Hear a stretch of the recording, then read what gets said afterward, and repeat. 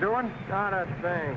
You know, it's getting me down eating in these hamburger joints. One thing you gotta learn, eat where the truck drivers eat. They know the right spot. Say, I saw a funny thing up the road just now. Good-looking dame sitting in a car all alone. Yeah, what was she doing? That's just it. She wasn't doing nothing, just sitting there. I got a rule about women. If they ain't breaking the law, let them alone.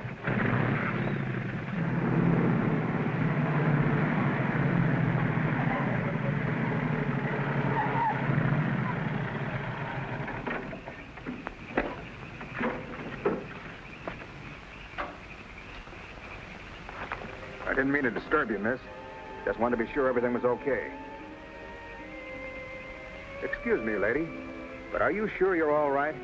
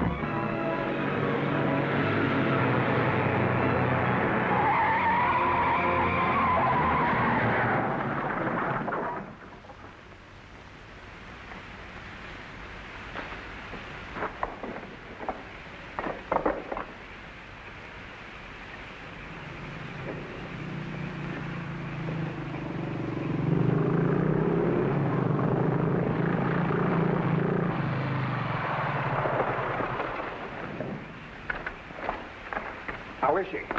Luckier than she deserves. I just checked on her up the road. She was acting kind of strange then. I'd better call that ambulance. I doubt if it's serious, and I'm as good a doctor as you'll find at this time of night. Let's take her inside.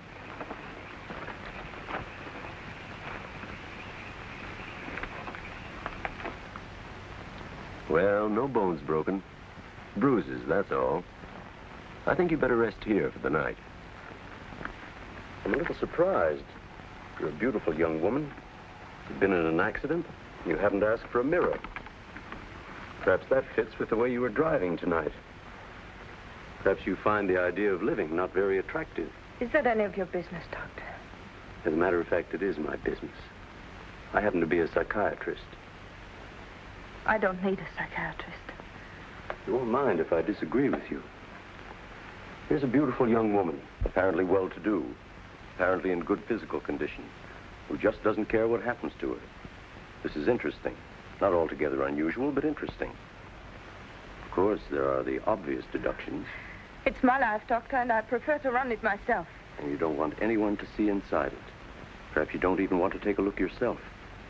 Many women haven't the courage to face themselves, so they look for escape in one excitement after another. Half my patients are like that. But I'm not one of your patients.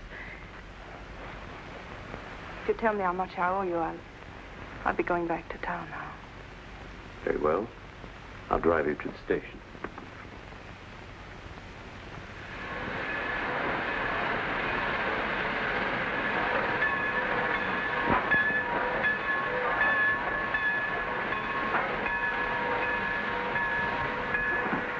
Miss Damien, you're an intelligent woman, not an idiot. Will you promise me one thing? When you get ready to throw yourself off Brooklyn Bridge, will you come and see me first?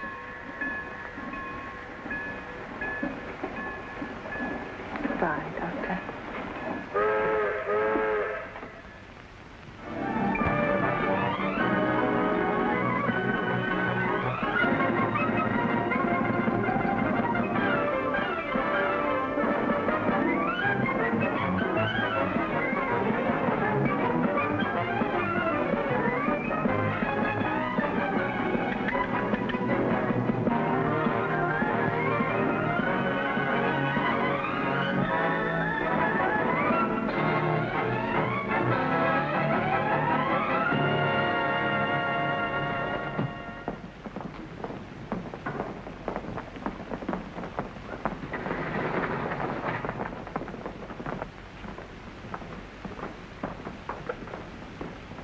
What is our trouble? That's what I want to know. Our trouble is Miss Damien.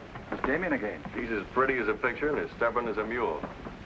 But this time, there's a lot more involved than just her opinion.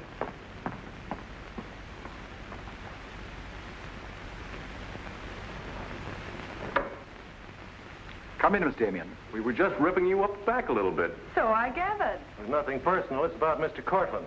Cortland? Oh, yes. He runs a jewelry store. He owns Cortland and Company. London, Paris, Fifth Avenue. You may remember him as one of our biggest advertisers. Oh, what Shirley wants to say... I know what Shirley wants to say. I always know what Shirley wants to say. He wants to know why I killed the art layout on Mr. Cortland's famous jewels. And I understand the April number goes to press without it. That's right. In the first place, it's no art layout. It's a press agent's dream. But the result is we stand a good chance of losing the Cortland account. Now, am I running my department or am I not? I haven't said anything, Miss Damien. Well, I had a talk with Cortland. He was decidedly acid about it. I'm not interested in Cortland. But if this magazine is going to submit to advertisers' blackmail, I'd like to know about it. Now, please, Miss Damien. If that's the policy, Mr. Kranich, you better get someone else to take my place. Please, Miss Damien, just a moment. Gentlemen, if you don't mind, I'll talk to you later. I thought I should bring this to your attention. You can't blame us for trying. No, of course not. No harm done, gentlemen. Madeleine, you've got yourself all worked up. Come, sit down. I'll get you a drink. No, thanks. I don't want one. No? What is this private blackmail of yours? Threatening to quit in order to win an argument.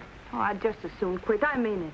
Now, tell me, what's happened? You're all wound up. What's bothering you? Oh, nothing's bothering me. You know I don't want you to quit. I won't go into my personal feelings, but you are the best art editor we've ever had. How's the insomnia? Oh, I found some new sleeping pills. Red ones this time. Red pills to put you to sleep. White pills to wake you up. Doesn't sound very sensible, my dear. What are you doing this evening? Dining with Freddie Fancher. Oh, Freddie again. Oh, I couldn't get out of it, Victor. We're using some of his drawings next month. But it'll be the last time, I promise. Madeleine, they're a bundle of lies. A very lovely bundle. Beautifully tied together. I'm trying to be honest, but you won't believe me, will you? No, my dear. Because I don't really think you believe yourself.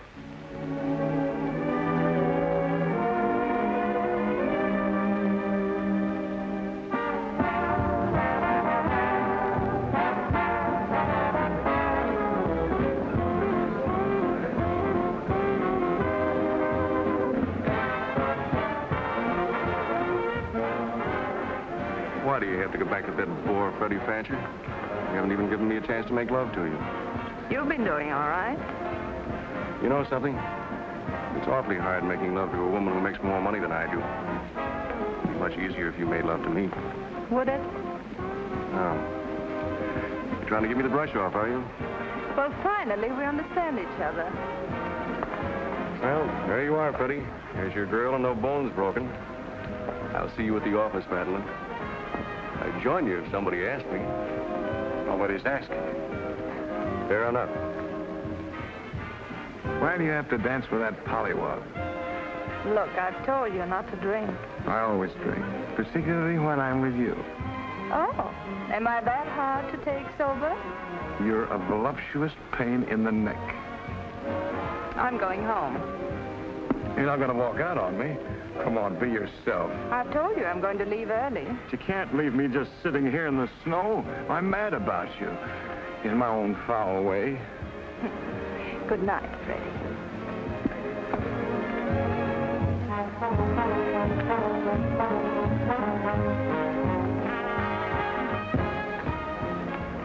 Any chance of getting a cab, Jim? I'll try, Miss Damien. Oh, Miss Damien, here's someone I know you're anxious to meet. Mr. Felix Cortland, one of our most prominent advertisers. How do you do, Miss Damien? How do you do? Mr. Garrett is the soul of tact, don't you think? He's just been telling me all about you. Oh, I hope he wasn't that blunt. Oh, you needn't worry. I always form my own conclusions. Can I give you a lift anywhere? My car's just outside. No, thank you. They're getting me a cab. Oh, I'm very sorry. I'm sorry, Miss Damien. There isn't a cab around. Oh, how long do you think it'll be? That's hard to say.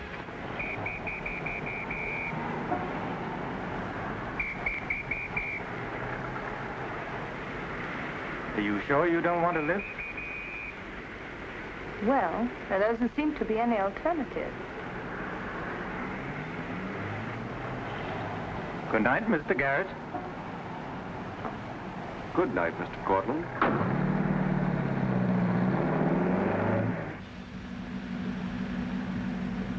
I wasn't very polite, was I? Neither was Garrett, for that matter. Oh, he always enjoys uncomfortable situations. You still feel uncomfortable? No. Frankly, I don't. Good, nor do I.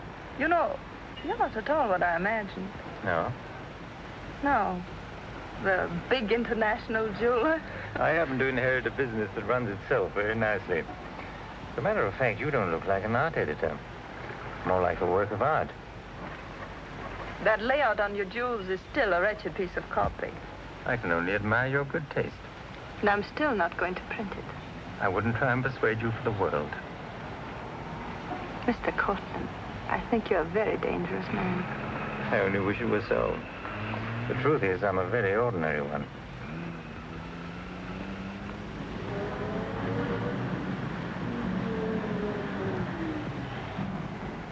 Oh, I'm sorry. I forgot to give you my address. It's my fault. I forgot to ask you.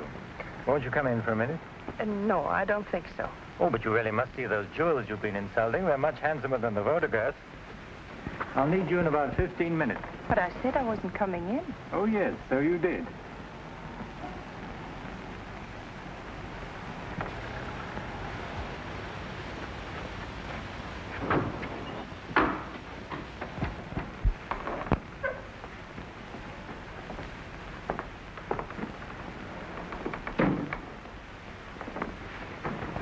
Let me take your wrap. Well, I'm only going to stay a minute, you know. Of course.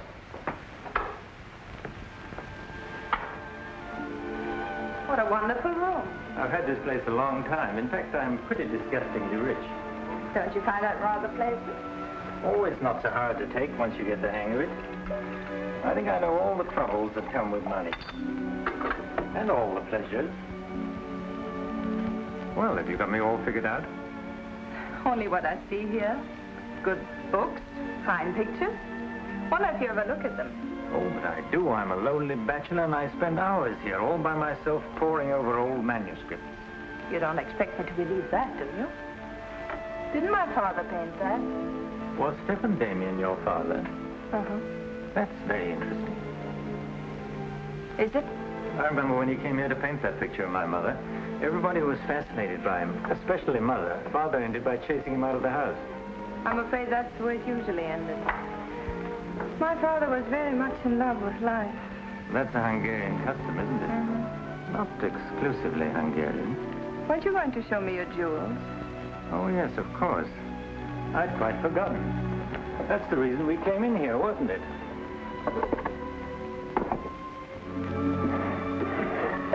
You ought to feel very flattered, Miss Damien. This safe is one of my darkest secrets.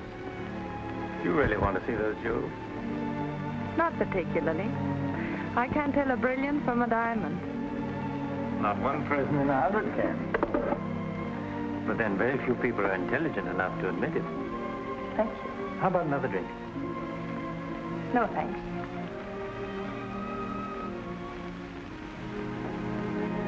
You know, you need relaxing. Lots of relaxing. I can hear your nerves snapping like rubber bands. I'm not nervous at all, see? You're a very curious mixture. A highly moral voice. That's not me, that's my mind. A man's mind, I'd say. Why not? I do a man's work. And desperate eyes. Eyes full of shadows. Insomnia does that. Does it?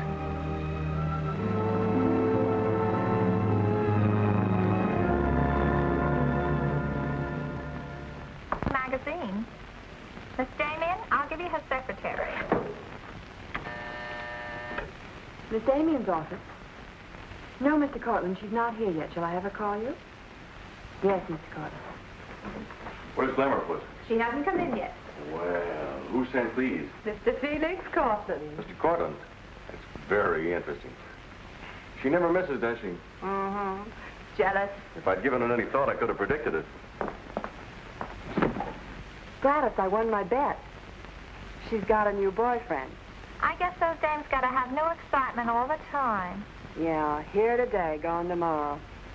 Personally, I don't see what she sees in it all. Is that any concern of yours? No, Miss Damien. I didn't hire you to gossip about my private life. No, Miss Damien. Go get your money. You're through.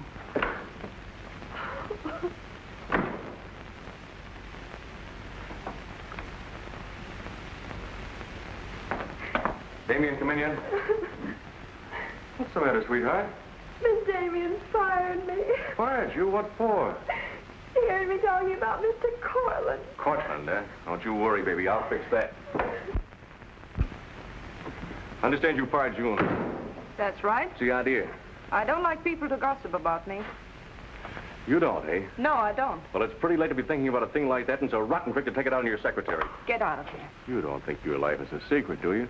Boys were betting 8 to 5 this morning that the Cortland layout would be in the next issue. You're disgusting.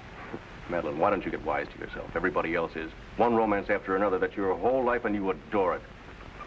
Get out. You try to dress it up with pretty words, but you don't fool anybody. They know what you are and you'll never change. Get out! You don't care because it's too much fun.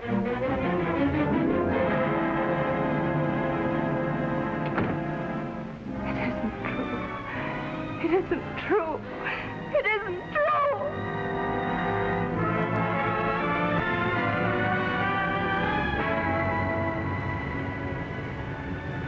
I'm a little surprised. Here's a beautiful woman who just doesn't care what happens to her.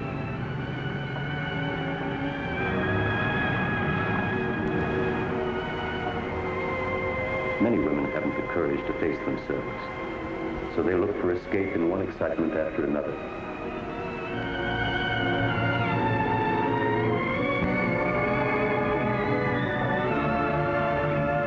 Perhaps you find the idea of living not very attractive. Lady, if you want to kill yourself, why don't you try the fridge?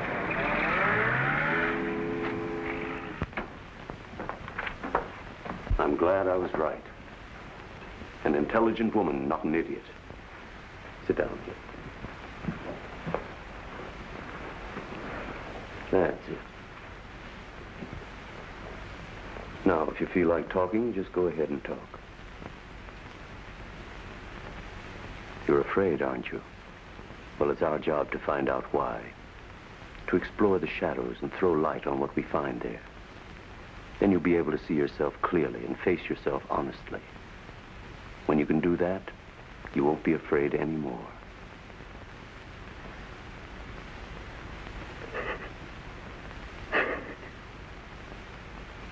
I was living with my father. Mother had left him before we came to America. I was 10. And to me, the way he lived seemed romantic and wonderful. He was a successful painter, and women adored him.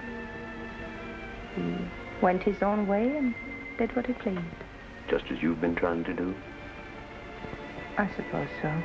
But why? Did it make him so very happy? Oh, I was certain he was the happiest man in the world. Until he killed himself. And you couldn't understand why he did it. You understand now? I think I do. Did you ever do any painting yourself? I used to. Why'd you give it up? Oh, didn't pay enough. And besides, I didn't want to be like my father. I wanted my own life. And have you been living your own life? Of course I have. The kind of life you really want? I don't know. I don't know. Don't you think you've been hiding from yourself? Did you ever try and discover the person you really were, deep down underneath? I never cared to. I'm not so sure I do now. In that case, I'm afraid I can't help you. But of course, that's entirely up to you. Shall we go on then?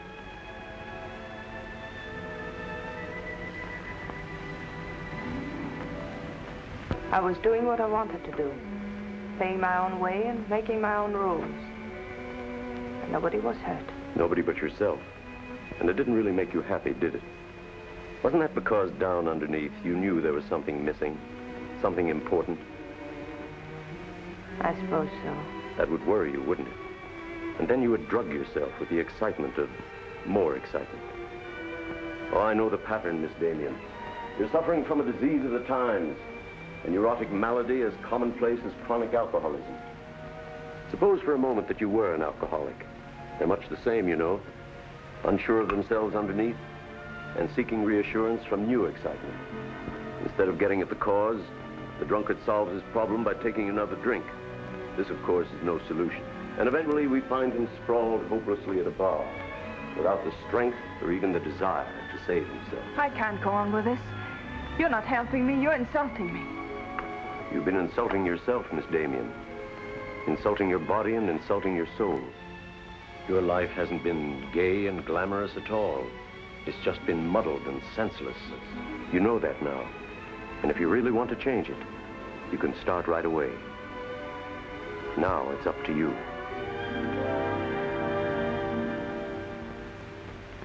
My apartment, Ethel. The rent's paid till the end of the month. Darling, I feel like a vulture, wheeling over your head.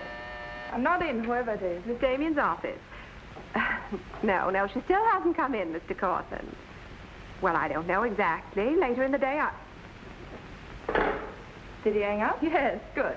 Let me call him back, darling. You may be sorry later. Everything in this file returned without comment. This I would ask to see more of their work, and these you may be able to use. But you haven't given me your new address.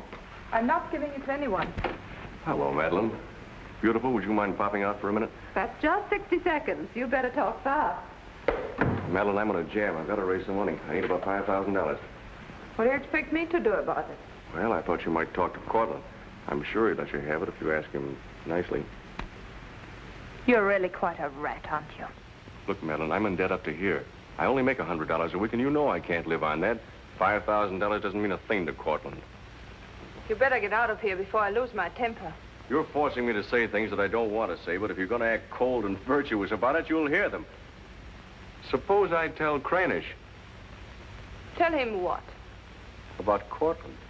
You know, you've got a very nice job here, but you won't have it very long if I tell Cranish. I don't want to tell him, but... What's so funny? As a blackmailer, you are pitiful. Go on, tell him. Tell him what a rat I am, and you are, and he is. Go on, use my phone if you want, and my desk, and my office. I'm through with all of them.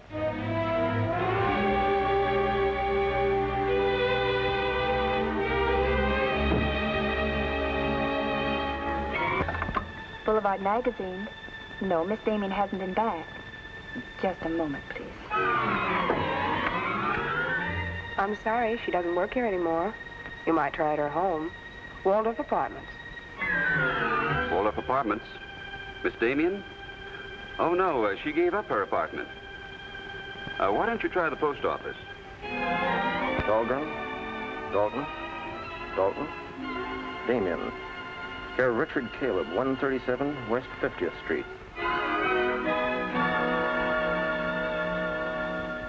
Well, I've nothing to tell you except that Miss Damien has taken my advice as a doctor. She'd been living in an area of infection, and she's removed herself from it. I take it you consider me part of the general contamination. Now, you've come here for information, not diagnosis. I usually charge a fee for insulting people. I'm willing to pay for data of any kind. Yes, I gathered that. But I have nothing for sale. I suppose you're being very ethical, but I'd like to talk to Madeleine. In your presence, if you wish. Miss Damien is living under a different name in a different world. She told me to tell you, if you inquired, that she was busy growing a new soul. Now, would you please keep off the grass? Goodbye, Mr. Cortland. Bye, Doctor. Doesn't it ever worry you, playing the almighty in this fashion? Not particularly. I'm used to it.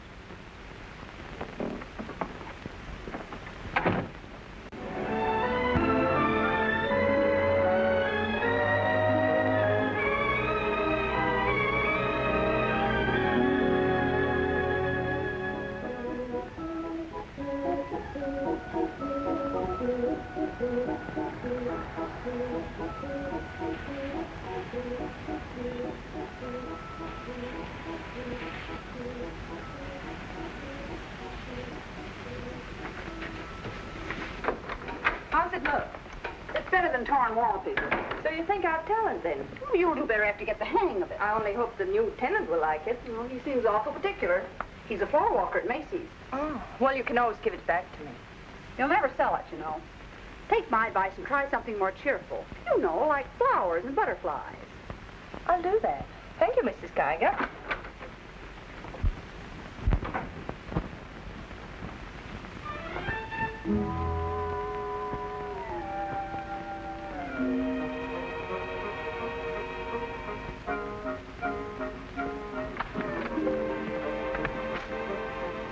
Thanks.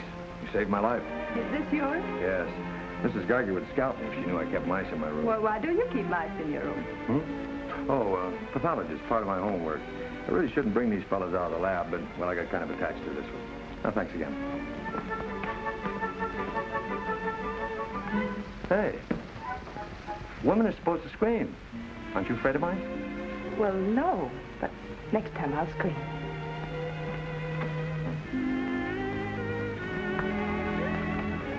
Good afternoon, Miss Green. Hello, how's the work going? Oh, all right, I think. Yes.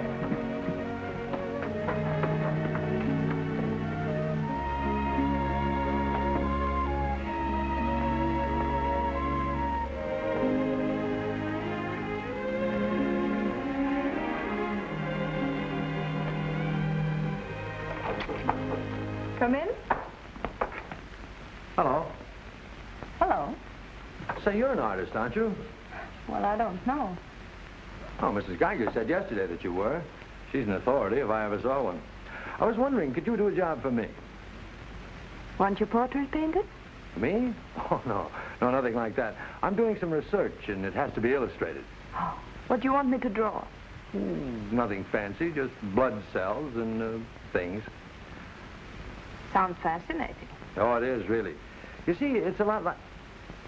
Oh, no, you'd be surprised. It really is fascinating once you get in it. Of course, I'm on a fellowship, and I couldn't pay you very much. Matter of fact, I couldn't pay anything till the first of the month. That'll be all right. Oh, fine. Swell. It's all settled then. I'll see you at my place about 6 o'clock. Oh, but couldn't I... Oh, sure you can. I just live downstairs. You know, the mousetrap. Oh, by the way, my name is Cousin. Mine is Dixon. Very glad to know you, Miss Dixon.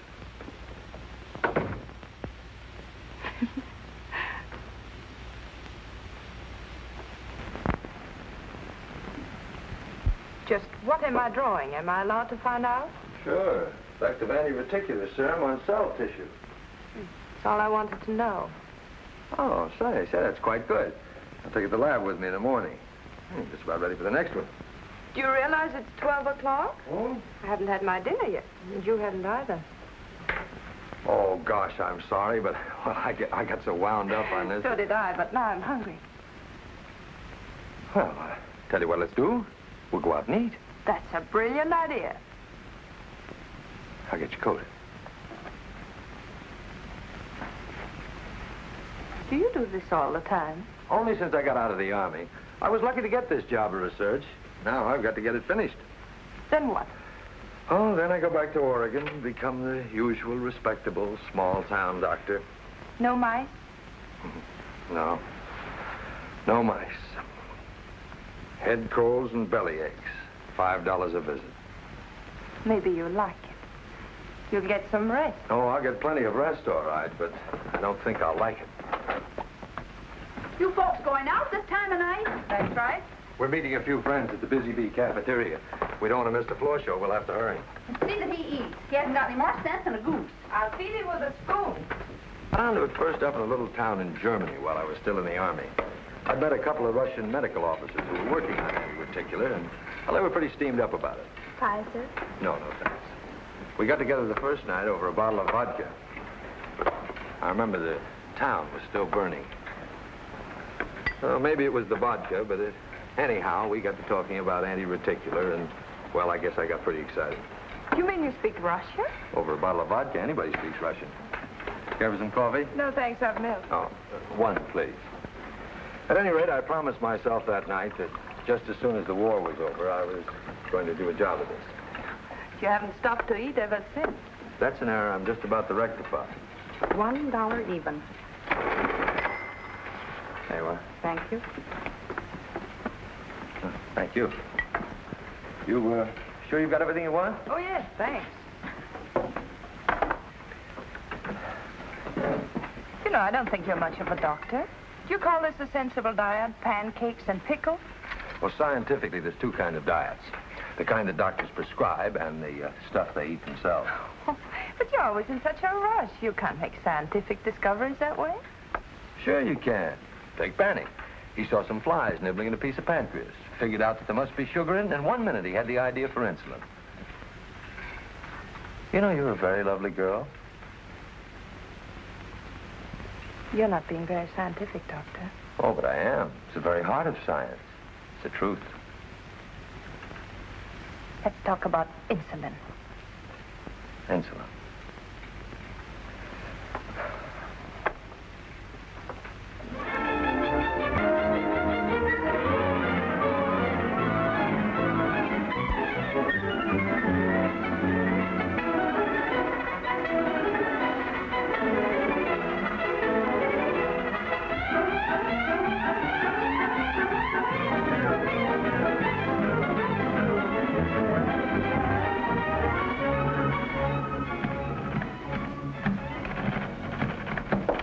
Come in. Hello. Hello. Say, did you buy these new manuscript covers? Yes, are they all right? Oh, sure, they're fine. How much they cost? Well, nothing at all. Something like 20 cents. Oh, nothing at all, huh? You know you can buy a pair of good mice for 20 cents? David, I have some wonderful news. I just sold a picture. No fooling. Who bought it? The floor walker downstairs. He said it's almost as good as a photograph. Well, the man has great taste. Oh, I think it's wonderful. I'm proud of you. And I'm a little proud of myself, too. David Cousins on anti-reticular. Oh, David, it looks fine. It's important, isn't it? I mean, not just to you, but really important. Well, it won't cure all the ills of man or beast, but yes. Yes, I think it may be important. And I also think that I better hand it in before I start changing it again. Like to come along? Oh, could I? Well, sure, why not? I think you've been drawing blood cells long enough. It's time now for you to meet one of them face to face.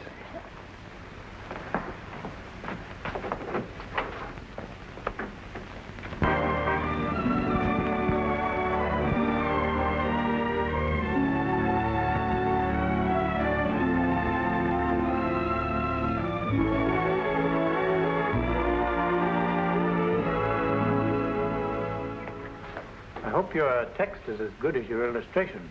I hope so, too, sir.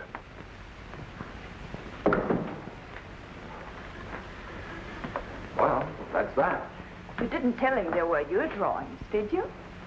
I didn't tell him they weren't. Come on, I'll show you my lab. Coffee. I wouldn't try and drink it if I were you. Assistant pathologist.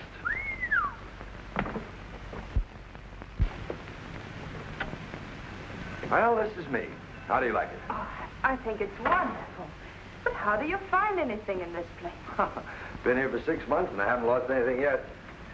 Doesn't matter anyway. If the boss okays my research, I'll be out of here in a week. Back to Oregon? Yes, back to Oregon. All that way just to make a living. Is it as bad as all that? Oh, what's the use in kidding, Madeleine? I'm so much in love with you, I can't see straight. I haven't done any work in here for days. I just sit around waiting until I can see you. I know. Because that's just what I do. Wait to see you. Darling. Oh, darling, I never felt like this about anyone before. Tell me, when did you first know? Oh, when I first saw you, I think. Yeah, me too. I'll never forget you standing in that hall with a mouse in your hand. Only I didn't know then what was happening. I thought I had the flu. Will you marry me? Oh, David. Well, will you? We don't know each other. I mean, you don't know me. Oh, but I do. Of course I know you. Now, what do you want to know about me? David Cousins, M.D., University of Oregon, Captain Medical Corps Reserve, young, healthy, and very much in love. Will you marry me? Oh, please don't ask me now. Well, I've got to ask you now. I want to marry you now. Please give me time, David. I'm all mixed up. I'd like to go home now. All right.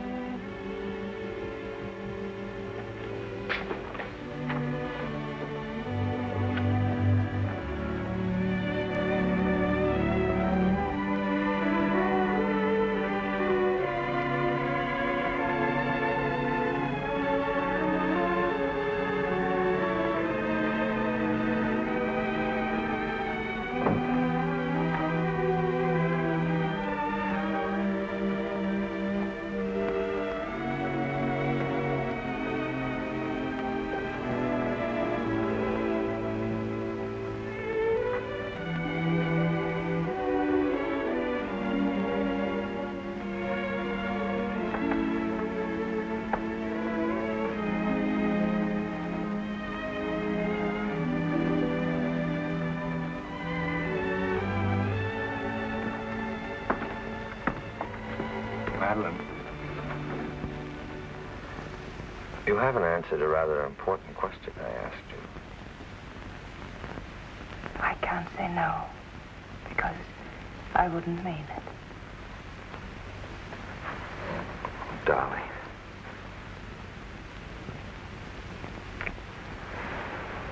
David, I do love you.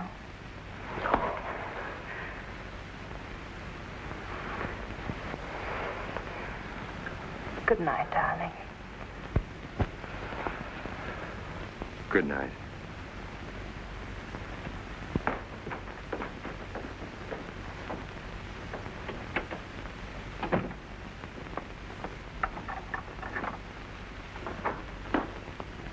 Hadn't you better close the door?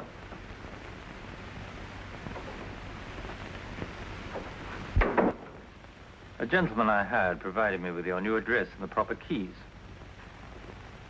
Suppose someone had seen you. You wouldn't have cared, would you? I didn't think it mattered. You see, I expected to find you wretched and lonely, grappling with your complexes. Rather naive of me. Will you please go? Of course I'll go. But before I do, wouldn't you like to tell me about him? Why? I'm in love. Now, laugh if you want. I don't feel like laughing. I've always wondered if it were possible for people like you and me. And you think you've really got it? Love eternal, the fireside, the slippers, the whole thing? Yes, the whole thing. I'm very glad for you. And I think I'm a little sad for myself. You haven't told him, have you? Told him what? Well, about me, for instance. Why should I tell him? You're absolutely right. You shouldn't. Men prefer to keep their illusions, don't they? Please go. If you ever need me, you will let me know, won't you? And don't call the past too many names.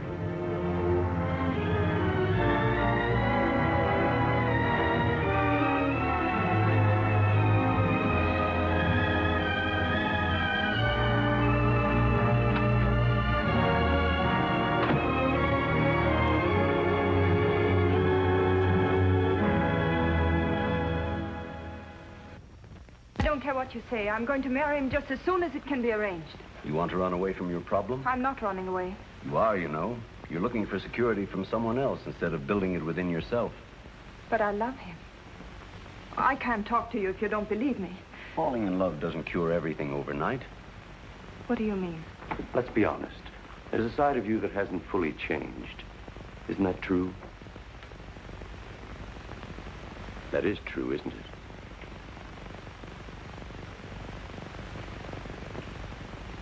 Yes.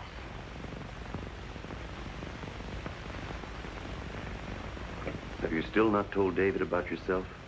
I couldn't tell him. You let him fall in love with an illusion, with someone who doesn't exist. I could never tell him. He might stop loving me. Isn't that a risk you'll have to take? You're being very careless about it. You can't build a lifetime relationship on a lie. If you're really in love, you'll tell him. With the others, it was different. But if you love him... Will you please stop saying if? How many times must I tell you I love him? But real love is a sharing. If you're strong enough to face this yourself, you're strong enough to face it with David. Oh, I can't do it. I can't risk the only happiness I've ever had. That's up to you, Miss Damien.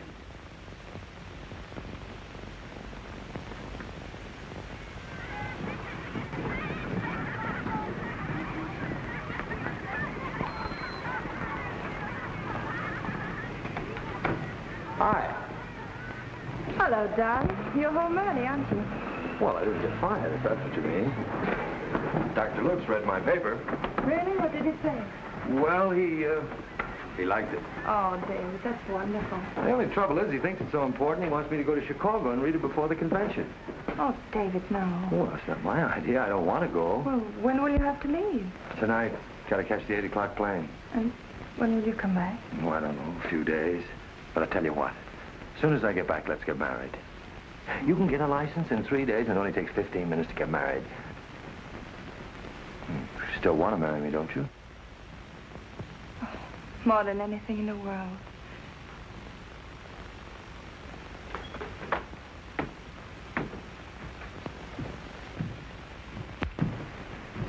You know, I'm going to feel kind of silly at that convention. Of course, it's a great honor and all that, but you realize that I'll be talking before some of the biggest men in the field?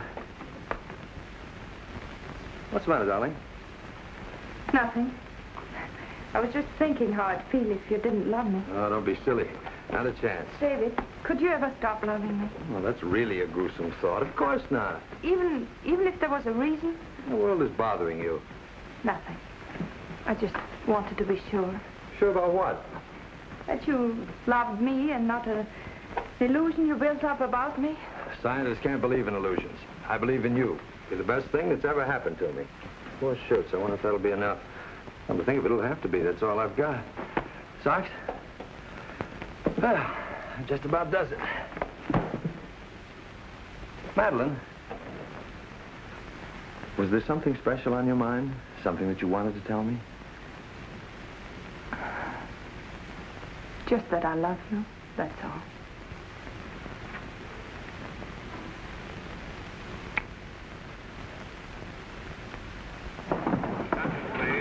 Flight 41 now loading at gate 6 for Chicago. Passengers on flight 41 for Chicago. Write me every day? Every day. Hope you miss me. Hope you suffer like a maniac. I will, I promise. Oh, gosh, I hate to leave you. You know, I'm going to be jealous. Jealous of what? Oh, I don't know. Nobody, everybody. Just jealous. Darling, I belong to you. Don't you know that? I'm only alive because you love me. We'll be married the minute I get back. Well, look who's here. If it isn't Madeleine. How are you? It's been a long time. David, this is Mr. Garrett. I used to work with him on a magazine. How do you do? I quit the racket, though. Or perhaps the racket quit me. Garrett's doing some confidential work for me now. How are you, Miss Dixon? This is Mr. Cortland, David. Dr. Cousins, my fiancé. You're a very lucky man, Doctor. Well, I think so. Well, goodbye, Miss Dixon. My congratulations to you both. Oh, thank you. Good night. Good night. I don't believe a minute of it, do you? Garrett, you're a very cynical man. You don't believe in true love. You don't think Madeleine does either, do you? I don't know, but I've always been fascinated by miracles. Come in. Telegram for you, Miss Dixon.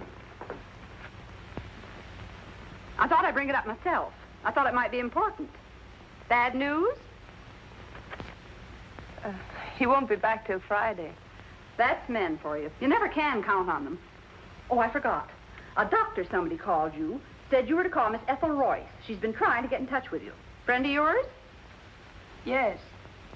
I suppose you got your own reasons, but you ought to get out and see your friends, instead of sitting in this room all day and all night. Thanks, Mrs. Geiger. None of my business, mind you.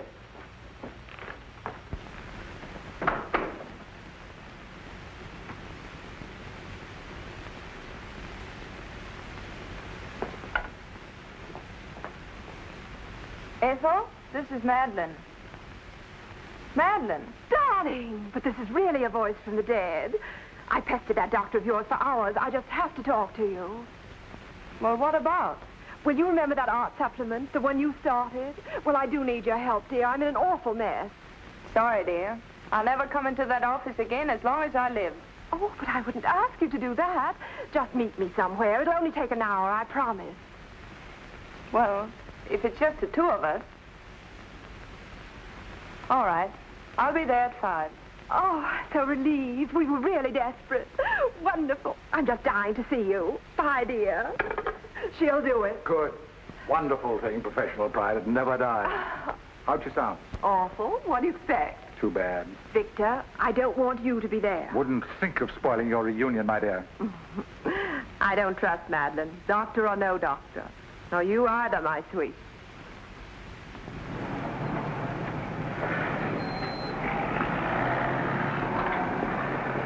Hello, Miss Damien. Glad to see you back. Glad to see you, Jim.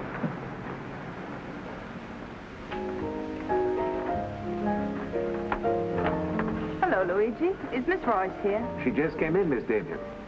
We missed you, Miss Damien. Have you been away? No, but it's nice to be back just the same. Hello, Ethel. Darling, you look wonderful. A little pale, but so interesting. You know, I can't stay very long. Oh, I understand, dear. We'll get right to work.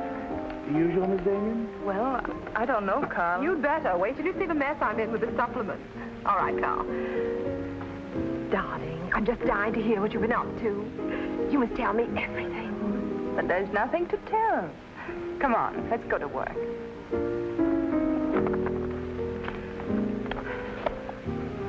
You're just marvelous, my dear. You made the whole project seem utterly simple and practical. Not for me, please. Darling, you used to be able to drink 10 in a row. I'm out of training. No one would know it, my dear. You seem just like the old Madeleine again. It's the surroundings. What do you say we have dinner and go to a show? No, really, I've got to stagger home. Madeleine, my dear, this is a surprise. Victor, hello. What good fortune running into you like this? Do you mind? Don't let us fool you, Madeleine. You heard me making the date with you. It's true, but I'll deny it. Frankly, I wanted to have a look at you. You look very dashing for a hermit. Thank you. We've all missed you desperately, haven't we, Ethel? As though our little hearts would break. What about a drink with your old boss? I've had enough. 3 of whatever it is. I've got all the data we need on the supplement. Good. What about the data on Madeleine? No data. Now, if you'll excuse me, I You really can't go now. Look who you'll run into. He's seen you. Mr. Garrett no longer graces our staff. What happened? He got to be utterly gritty. Say nothing of a slight discrepancy in his accounts. Mr. Garrett believes that the world owes him a gay life, no matter who pays for it. Well, hello, stranger. How are you? Wonderful. Nobody here seems particularly glad to see me. Should we be? Oh, well, it's been nice knowing you. There goes one reason for my ivory tower. What? Darling, I'm constantly running into men who adore you. Slews of them. Hated them all. I know what you're thinking. I had an odd way of expressing my distaste. Not odd, darling. Shall we say just, moody? Well, here's to memory.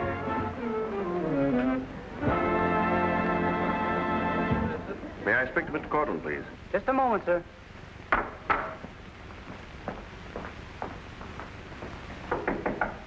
Just a minute.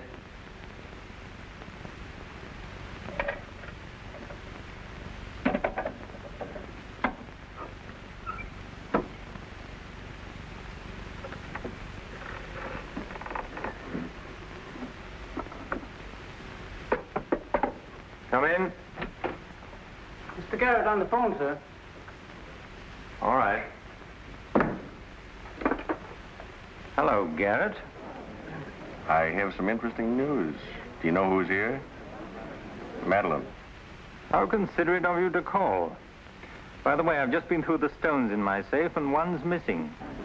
The stone's not terribly important, but you're the only person who knows about my safe, and the fact is you did have my keys for quite a while yesterday. What are you getting at? Only that I don't like thieves. But you're being ridiculous. Let me come over and talk about it. There's nothing to talk about. I'm taking it up with the police. But, Cortland, you can't do that.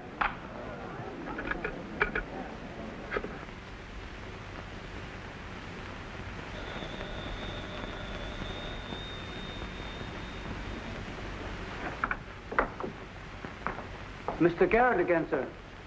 Tell him I've gone out. I'm sorry, Mr. Cortland has just left.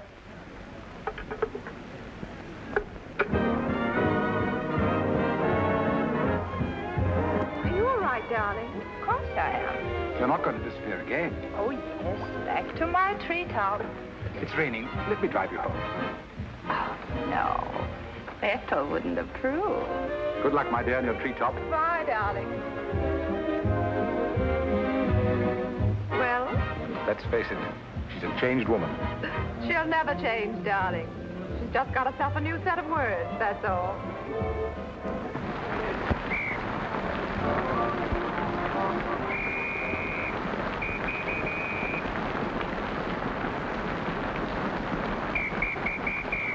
Madeleine. Hop in. No, thanks. I'm waiting for a cab. Don't be silly. There are no cabs. You'll get drenched. Please. I'll drop you off. I'm going home alone. Come on, in you get.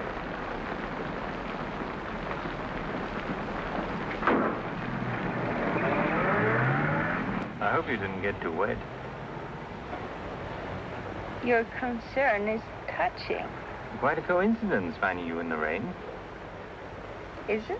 I can't lie to you, especially when there's no point to it. I was informed you were playing hooky. You're detestable. I'm really not detestable at all. I happen to be very fond of beauty, which shouldn't be a crime in your eyes. Please, no debates. I'm a little dizzy. A good dinner will soon take care of that. Why do you always hound me? You know I despise you and everything you stand for. There's always a chance I may be able to improve your opinion and your manners. I'm sleepy. You know you're very lovely. Please don't bother. I'm not listening.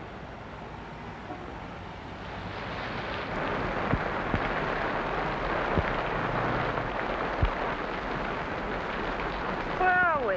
Don't you remember you visited here once upon a time? You're foul. You said you were taking me home. You forgot to mention the subject. A significant omission, as your friend Freud would say. Come on, I'm getting soaked.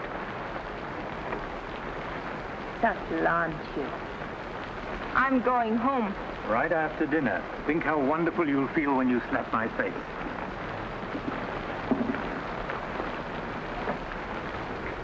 That'll take the chill out of your bones and maybe even your heart.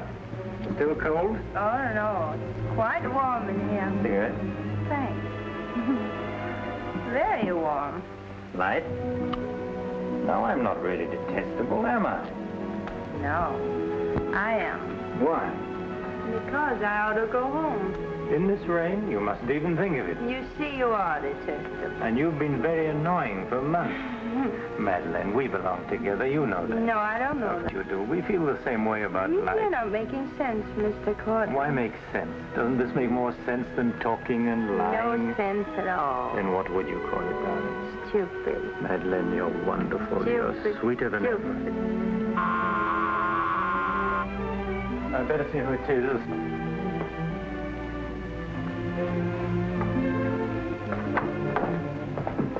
What are you doing there? I want to see it. You're all the way up in the place. There's no reason to wait. I'm quite off the time.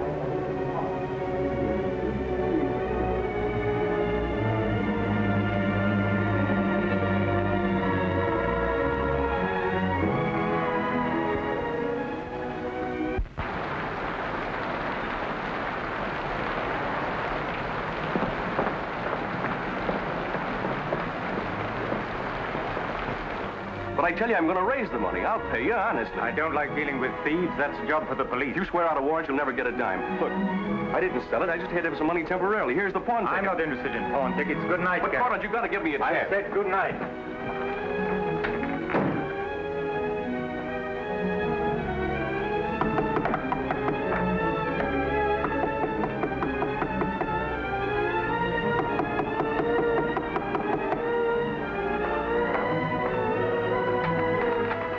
Let me talk to you. Let me explain this. You stupid fool. You'll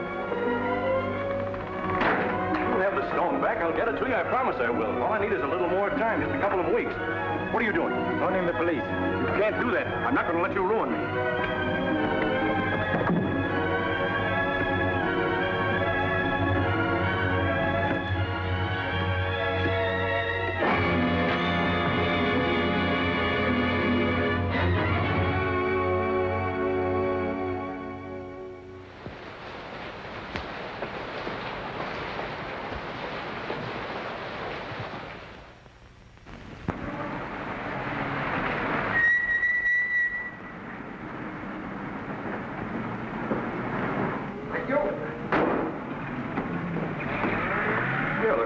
This morning, Mrs. Geiger? You wasn't expected back until Friday. That's what I like. A cheery welcome home.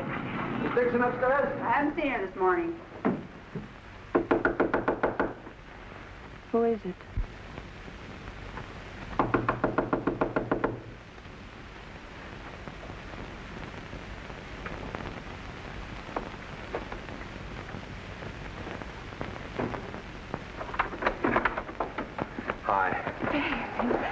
Darling. Oh, I couldn't wait till Friday. I just said my little piece and ran out on them. Oh, I needed you so badly.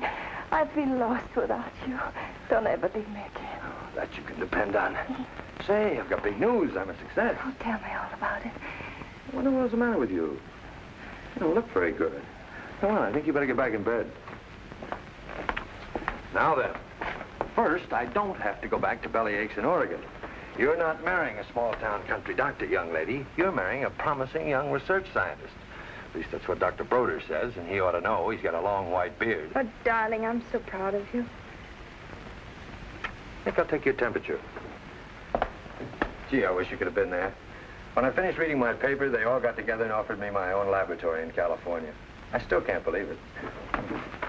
There it is, right in the paper. You'll find it on the bottom of page 10.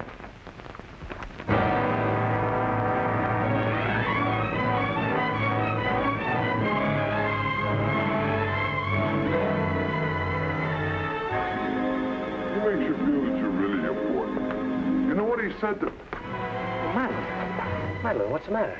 David. Oh, darling, you're cold as ice. You've got a chill. You stay right here. I'll be back in a minute. Oh, don't go. Don't leave me. I'll only be a second. I want to get a hot water bottle and some more blankets.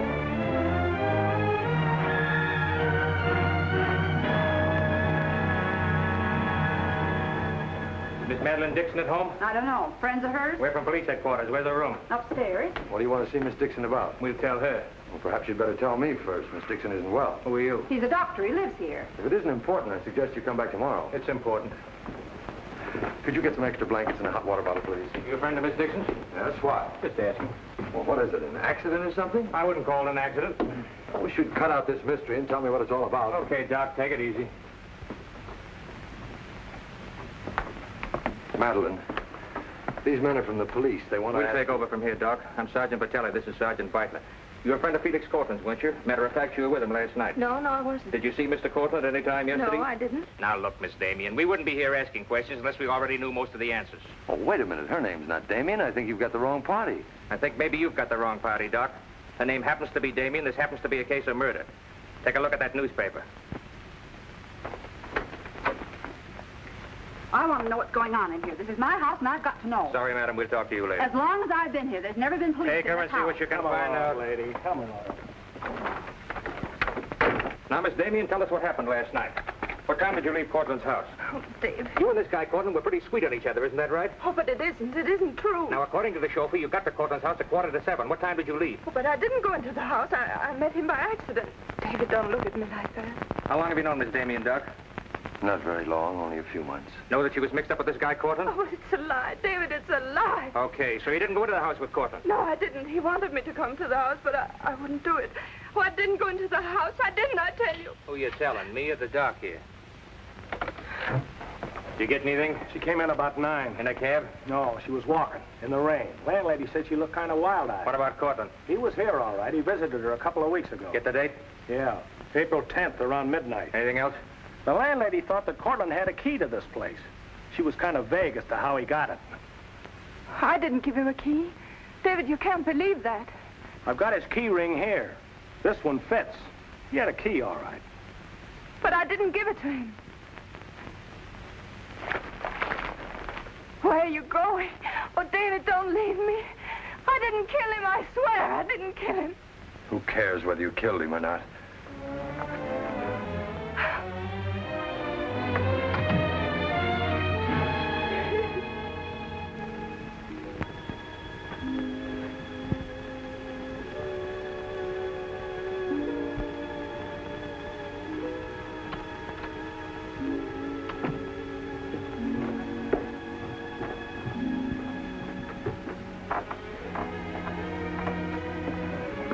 Could I see him for just a minute? Well, it isn't regulations.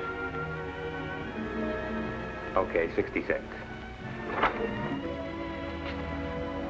David, please listen to me. You lied to me. You've always lied to me. But I'm not lying now.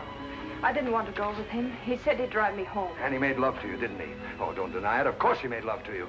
He had a key to your room. I should have told you many things. I tried to, but I just couldn't. If this thing were so innocent, you would have told me. When I said I was in love with you. When I asked you to marry me. I was afraid, David. I was afraid you wouldn't understand. You bet I wouldn't. Before I met you, I was horrible. But you changed all that. You made me sane and happy. Why keep on lying? You tried that upstairs and it didn't work. Look, I was in love with you. All right, I made a mistake. I thought you were something wonderful and you turned out to be something else. So let's just forget about it. The only thing that you can do for me is let me alone. I love you, David. I'll always love you.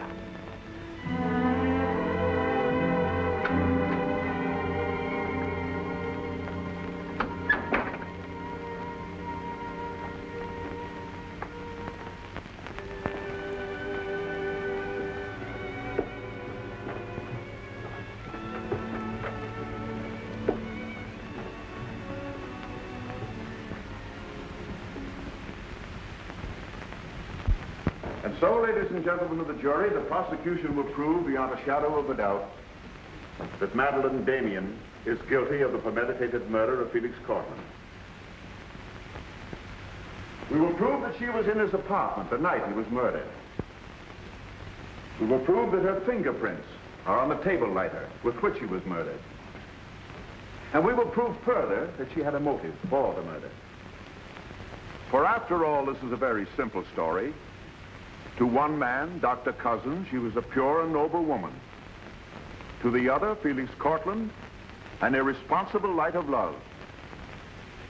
Too self-indulgent to be faithful to the man she wanted to marry. Too weak and lacking in character to break with Cortland. Her twisted soul was bent on a heartless deceit. To make one man believe what all others knew to be a lie. And when Cortland threatened to expose her, she went to his apartment to plead with him in the only way she knew. She embraced him.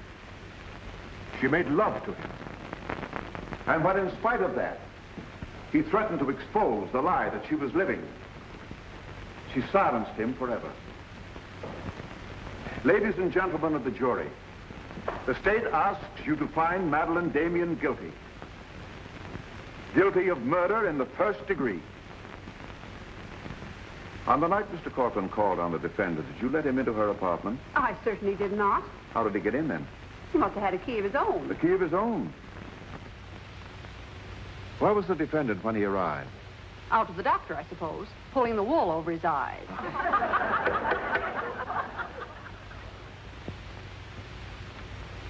Thank you, Mrs. Geiger. Your witness, Mr. Mitchell.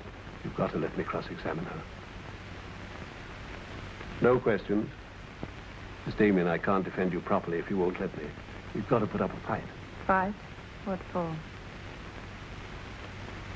And now, Mr. Garrett, just what was the nature of the work you did for Mr. Cortland? Well, most of it was personal. Confidential secretary, I suppose you'd call it. And in that capacity, you were in a position to learn a great deal about his private life? Yes, of course. Did Mr. Cortland know that Miss Damien was lying to Dr. Cousins and concealing her true character from him? I'd rather not answer that question, Mr. O'Brien. You see, both Miss Damien and Mr. Cortland were friends of mine. Yes, I understand. Well, let's get back to the meeting at the airport. What was the attitude of the defendant when Cortland saw Dr. Cousins? She was embarrassed, naturally. Yeah. She was embarrassed, naturally. Thank you. Your witness, Mr. Mitchell. I've got to cross-examine. If I don't, we haven't a chance. Don't ask him anything. No questions. Were you a close friend of the defendant? Yes, I was. Did she confide in you on matters of a personal nature? Yes, she did. If you were asked in this court, do you think you could recall any of those intimacies? I could recall some of them in lurid detail. Your Honor, I object.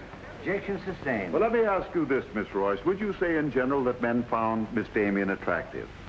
Definitely. And would you say that Miss Damien found men attractive to her? I'm afraid I most certainly would. You would? What were the relations between Miss Damien and her former employer, Mr. Cranish? They were friendly. In your opinion, was there anything more than friendly? I object, Your Honor. The question calls for the conclusion of the witness and is prejudicial. Objection sustained. Dr. Cousins, I'm Dr. Caleb. Miss Damien's a patient of mine. I don't happen to think she's guilty of murder, do you? No, I don't. She may be guilty of other things, but in there she's being tried for murder. And she won't even defend herself. She's got a pretty good lawyer, hasn't she? She needs your help, Doctor.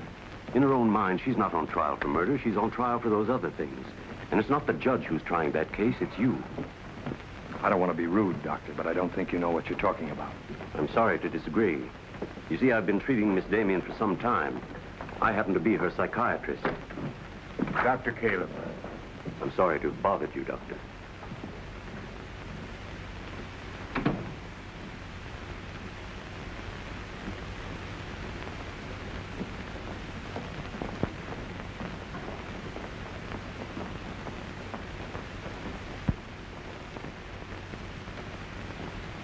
Your name, please?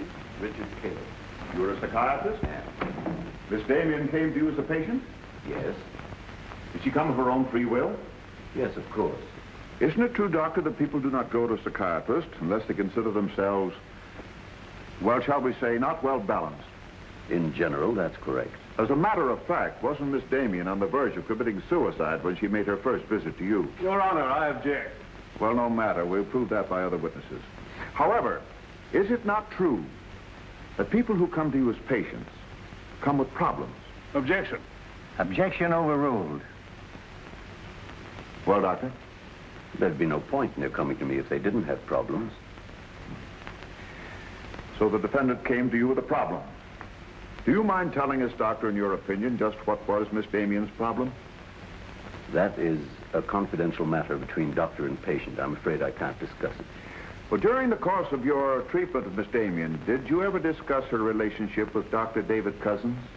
Yes, we did. Well, bearing in mind the fact that she's engaged to be married to Dr. Cousins, do you think she was as frank with him as she should have been? As a matter of fact, I urged her to tell him everything. And did she?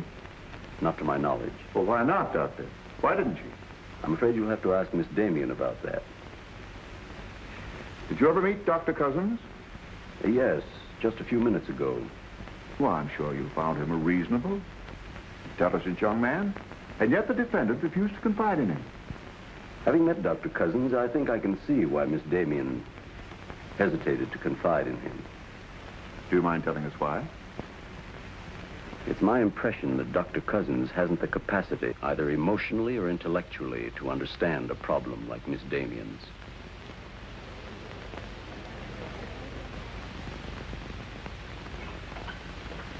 How's the trial going, Doctor? Not very well, I'm afraid. There's a Dr. Cousins in your office. Oh? He said you weren't expecting him. As a matter of fact, I was expecting him. Hello, Doctor. Sit down, relax. Tell me, is this a professional or a social call? Dr. Caleb, you said some pretty rough things about me this afternoon. Yes, I did, didn't I? I think I'm entitled to an explanation. So do I. As a matter of fact, I'm very glad you came over. I wanted to talk to you about Miss Damien. I'm not interested in Miss Damien. I'm glad to see you're still in love with her. And I'm not in love with her. All the better. Then we can approach the subject of Miss Damien as one scientist to another. You see, I'm interested in Miss Damien because she's a patient of mine. I believe I was well on the way to solving her problem. It would be most distressing to me if she were to die now for a crime she didn't commit. It would be as though you had lost one of your white mice, one that you had just inoculated. What's all this got to do with me? Only this, that when you testify tomorrow, you'll be asked to tell the truth, the whole truth. The whole truth about a human soul is a complicated proposition. Now, I'm not going to tell you anything about Miss Damien that you haven't already heard.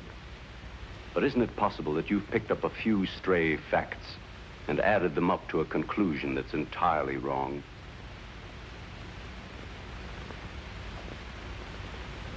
Won't you sit down, Doctor?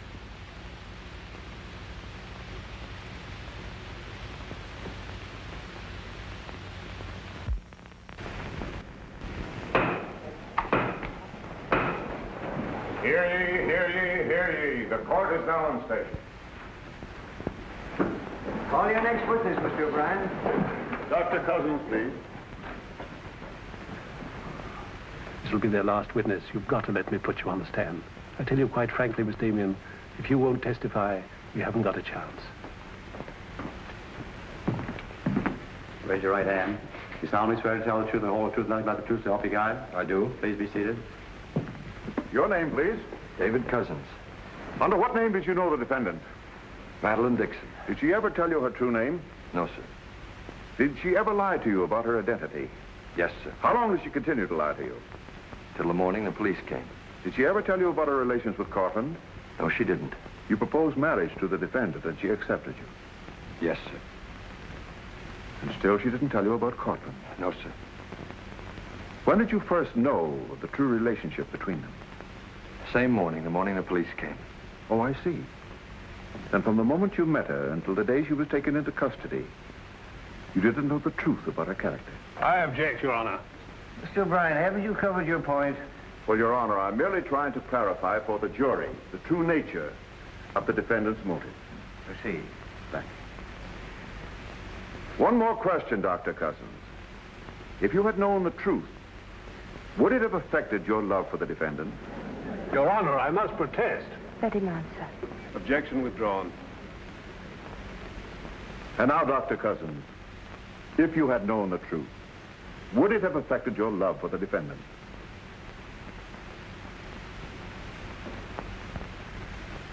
I was in love with Miss Damien then, and I'm in love with her now. Your witness, Mitchell. No questions.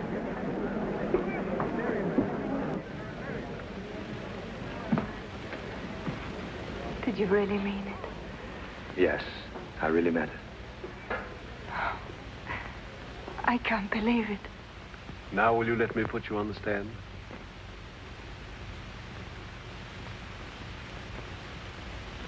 You admit you went to Cortland's apartment that night? Yes.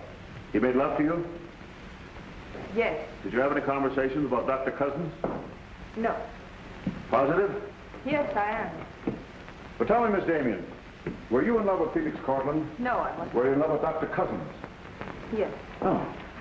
But you went to Cortland's apartment nevertheless. Yes, I told you that. You were in love with one man, yet you chose to visit the apartment of a man you didn't love. Did you go of your own free will? Yes. Mr. Cortland didn't force you or threaten you? No. Then why did you visit him? I don't know. I made a mistake. You made a mistake. As you've told us on several occasions that you and Mr. Cortland were interrupted by a mysterious intruder. Can you tell this jury anything definite about that person? Anything at all? No, I didn't see him. You didn't see him? I only heard his voice. You seem very certain it was a man. It was a man. What did he say? Well, I don't know. They were talking in the hall. I couldn't tell what they were saying. Yes, you heard a voice. You're willing to swear it was a man, and you couldn't hear what he said. Now, what sort of a person do you think would be calling at that time of night? A bill collector? A man selling magazines? Or perhaps even a burglar? Why not a burglar? Mr. Cortland was a very wealthy man. He must have been a very timid burglar because nothing was stolen. Of course, you realize that Mr. Cortland kept his jewels in a vault at the store? Not all of them. He kept some at home in his safe. Safe? What safe? The one in his living room? You didn't by any chance see that safe, did you, Miss Damien? Yes, I did. The court, please. This is the first we've heard about a safe. I ask for a recess to examine the apartment. Well, Your Honor, we've been all over the apartment. But if there is a safe, and if it has been robbed... Gentlemen, court is adjourned until tomorrow morning. I suggest the district attorney, the attorney for the defendant, examine the apartment together. What about this safe, Mr. O'Brien? What safe? How about some pictures on the inside, Mr. O'Brien? You boys better wait outside. I may have a statement for you when I come out. Mr. O'Brien. Huh? Mind if I tag along? I don't know why you're sure. The fine witness you turned out to be. Couldn't help that, sir. All right, Garrett, where's the safe? Me, Mr. O'Brien? I don't know of any safe in here. I didn't think you did. If you want an unbiased opinion, I don't think there is a safe. Well, here's the learned counsel. Perhaps he knows. Where's the safe, Mitchell? My assistant's checking the location with Miss Damien. He'll be along in a minute. Oh, you're on a dead one. While we're waiting, maybe Mr. Garrett could tell us where the safe is. I've asked him, he doesn't know. I don't understand that, Mr. Garrett. You were very close to Cortland, weren't you? That's right. I'm sure if there was a safe in here, I would have known about it. At least I would have seen the key to it. The answer's very simple. There is no safe. What did you find out? I got the dope on him, Mr. Mitchell. Splendid. It's over here in this bookcase. You were wrong for once, Mr. O'Brien. Could be. What do you know about that? Have you got Cortland's keys? There they are. Thank you. That looks to me very much like a safe, Mr. O'Brien. Yes, it does, doesn't it? But not like a safe that's ever been robbed. I don't think a good burglar would leave those behind. Well, I guess we're right back where we started from. Well, I've seen all I want. How about you, Mitchell? You win this round. Lock it up, sir. Yes, sir. See you in court, gentlemen. Can I give you a lift, Doctor? No, thanks. Sergeant, I have some papers here, Mr. Cortland, I'd like to put in order. Do you mind if I stay? It's all right with me. We're finished with the place. Thank you very much. Anything I can do for you, Doctor? Oh, I was just curious about something. I've never seen a safe like that before. One that operated with a key. Come to think about it, I guess I haven't either. Normal assumption about a safe is that the lock works on a combination. Yes, I guess most of them do. I was wondering how you knew that this one worked with a key. You said you'd never seen the key to it. Did I say that? Uh-huh. I guess I must have said something I didn't mean. Oh, I see. There could be another explanation. Really? Yes. That you were lying when you said you'd never seen the safe before. You're not serious, are you, Doc? I'm a scientist, Mr. Garrett. When we get hold of an odd fact, we consider every possible explanation. We make some of our most important discoveries that way. Well, it must be fascinating work. Yes, it is. Suppose I had known about that safe, which I didn't. What would that prove? Frankly, nothing. But it does suggest a theory. You were very close to Cortland. You knew about the safe. Maybe the safe was robbed. Perhaps he found out about it. He was quarreling with a man in the hall the night he was killed. Maybe that man was you. That's a very interesting theory. Yes, isn't it? Well, as I said, I'm a scientist. When we hit on a theory like that, the next thing we do is to test it. That's all I'm doing. I see. Then you won't mind having a little talk with the police? No, why should I? Fingerprints. But then, of course, if you've never seen the safe before, you won't mind them checking it for yours. Oh, certainly not.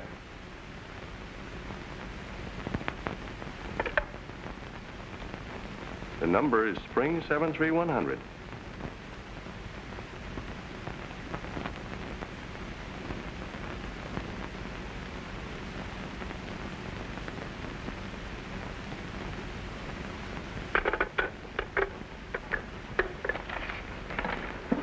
Okay, Doc. No hard feelings. Don't you think this sort of thing is rather out of your line, though? I guess maybe you're right. Bye, Doctor. Goodbye.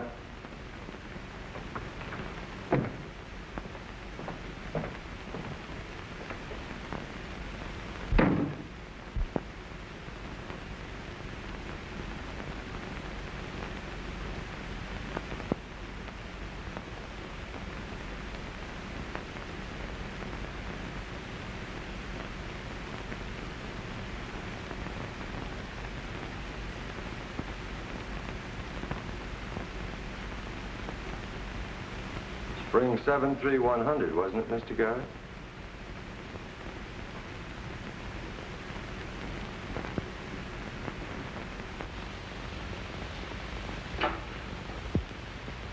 I guess maybe I underestimated you, Doctor.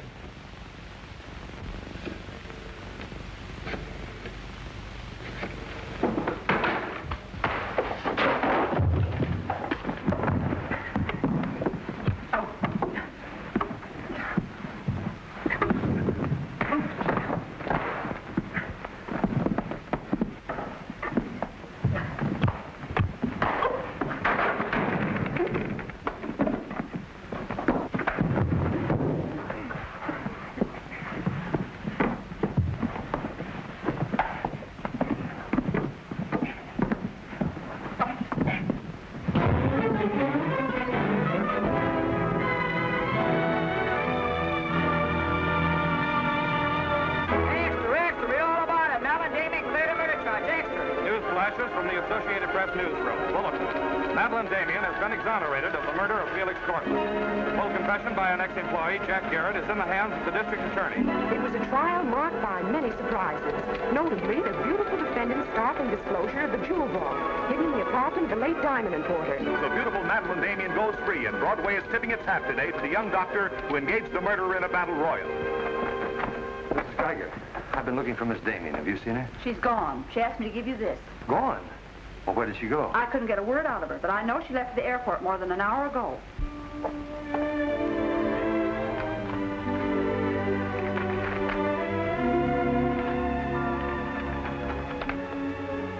David, dear, I can still hear your voice in that courtroom, and I'll never forget what you said. You did much more than save my life. You made my life worth saving. I can't bear to tell you how much I love you and want to marry you. But right now, that wouldn't be fair. I'm going away for a while. I want to be terribly sure, after all this, that I can really be the kind of person you once thought I was. Maybe after a while that will be possible. And then, when we're both sure, David, please ask me again. Goodbye, my darling.